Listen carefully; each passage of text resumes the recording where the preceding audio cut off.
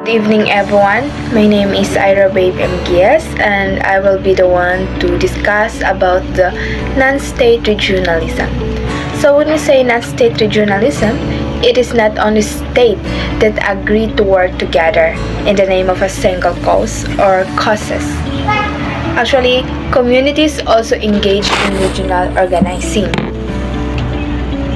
which means that non-state regionalism refers to the collaborative and cooperation between various non-state factors such as NGOs, civil society organization, private businesses, and etc.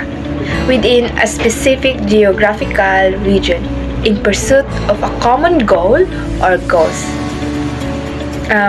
It is different from traditional state-led regionalism, wherein government of various countries come together to form intergovernmental organization or IGO to achieve common objectives. So when we say IGO, like for example United Nations, NATO, so meaning that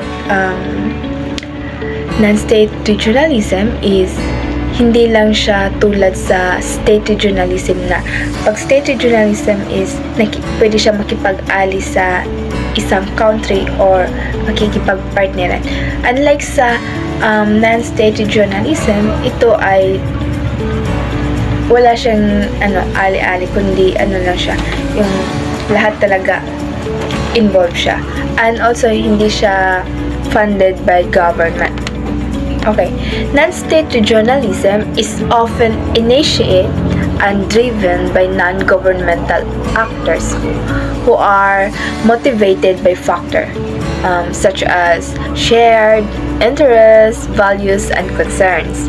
Okay, these factors came together to address regional issues that they believe are not being adequately addressed by the state or intergovernmental organization. They may work together to promote economic cooperation, address environmental concern, or advocate for political and social reform. So, muna ang ilang ginatrabaho to help the organization or to promote economic growth, to advocate the political, like tulad ng mga, for example, may problema sa isang bansa or diyang area na yan, kaya nilang tulungan yan by promoting or advocating. And also, non-state regionalism can also complement state-led regionalism by providing a platform for non-state actors to engage in policy advocacy.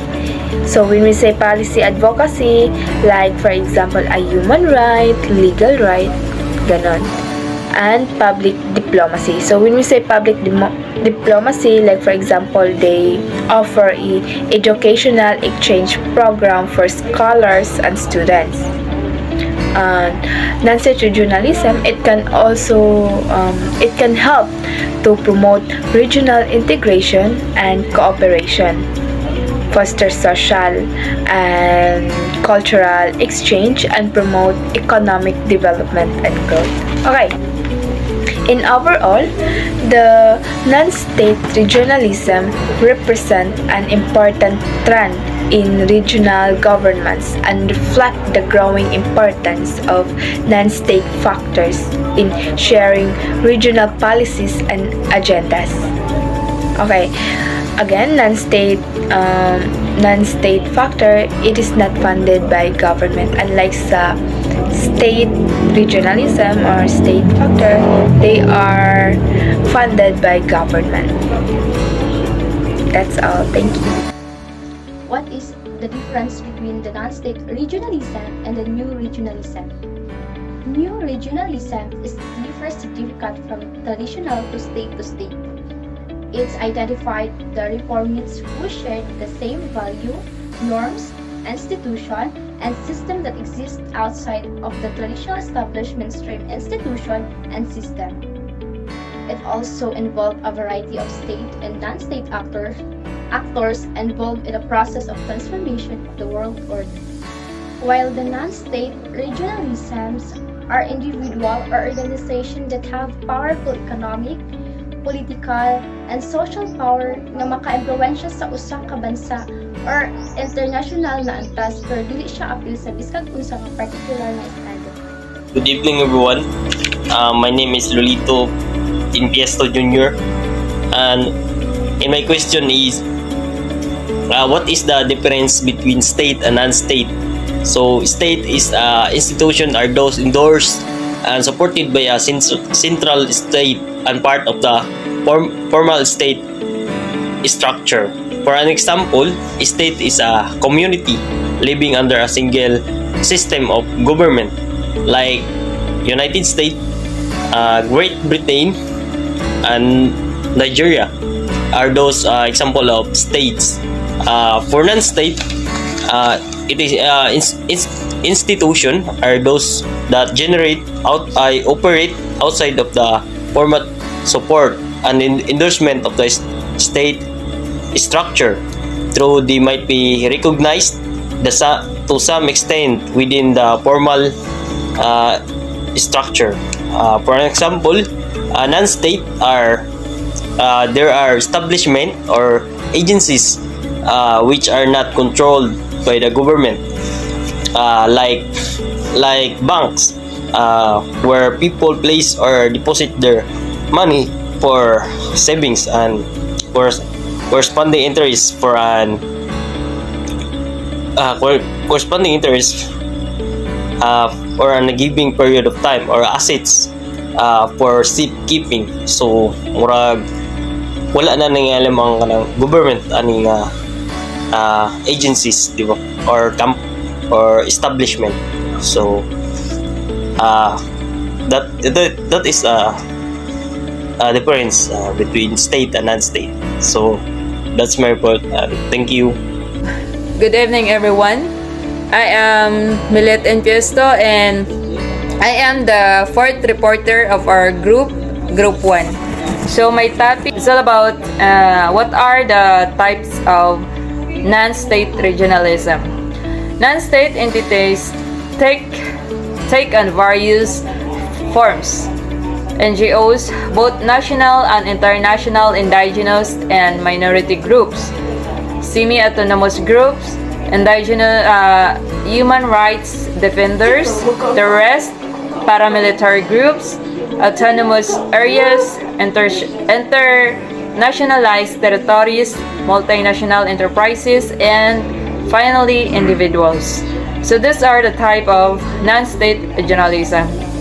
So example is terrorist groups, Mason, religious, hemispheric social alliance opposition, North Atlantic Free Trade Agreement, Roundtable of National Association and Networks, and NGOs in Latin America and the Caribbean, Organization of American States. So they're going to participate in forum, summit, and dialogues with the president and minister. Likewise, the group of citizen diplomacy form tries to influence the policies and programs organizations of America. So here in Asia, we have the ASEAN Parliamentarians for Human Rights, and they're going to push through to prevent discrimination, uphold political freedom, and promote democracy until such time the human rights throughout the region will spread. And that's all my topic, and thank you and good night. Non-state regionalism are individuals or organizations that have powerful economic, political, or social power and are able to influence at a national and sometimes international level while not belonging to or ally themselves to any particular country or state. Example of non-state. Non-state entities take on various forms NGOs, both national and international, indigenous and minority groups, autonomous groups, human rights defenders, terrorists, paramilitary groups, autonomous areas, internationalist, terrorist, multinational enterprises, and finally, individuals. Non-state describes a stakeholder or force in a debate or conflict in which sovereign states and international organizations are the major and minor parties, respectively. Non-state can refer to anything that is not affiliated with, supported by, or connected directly to a sovereign state or one of its governmental organizations, including in international commerce. Non-state may also refer to groups that are unincorporated within a particular state or are unknown to the state or national they are within. Non-state regionalism. So these are international organizations in a region whose members are the common people or philanthropies, and they are not directly directed to the state. So in short, they did not represent the government. So ang non-state regionalism ay mga individual or organization na nai-power pang-economy, pang-political, panlipunan, tsaka maka-impluwensya sila sa isang bansa at minsan pag-international. While wala sila laing kaalyado sa anumang particular na bansa o estado. And nag-rely sila sa power sa individuals, NGOs, and associations. And take note nga non-state regionalism is for the state itself and not for other nations. So they work under one single organization which is related to the state and regional things.